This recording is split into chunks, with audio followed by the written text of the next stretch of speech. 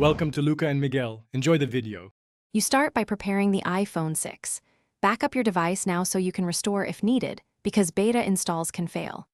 Once backed up, free at least 5 to 2 GB of storage to allow the update to download and unpack. Make sure battery is at or above 50% or keep the phone plugged in, otherwise the installer will refuse to run. These steps prevent data loss and interrupted installs, so you avoid long restores and wasted time. You now install the beta profile, which tells your iPhone to look for pre-release updates. First, enroll in the Apple beta program or install the developer profile, depending on your access. This is required to receive the beta. Once the profile is downloaded, open Settings and tap Profile to install it, then restart the phone to apply changes.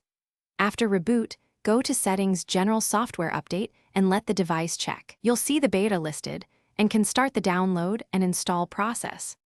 You finish by downloading and installing the beta, tap Install and follow prompts.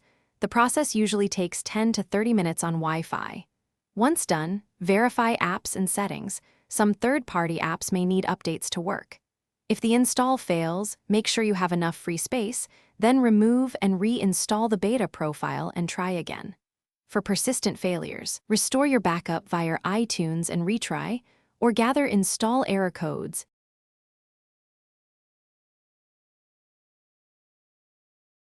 Thanks for watching and please subscribe. It's the best investment you'll ever make.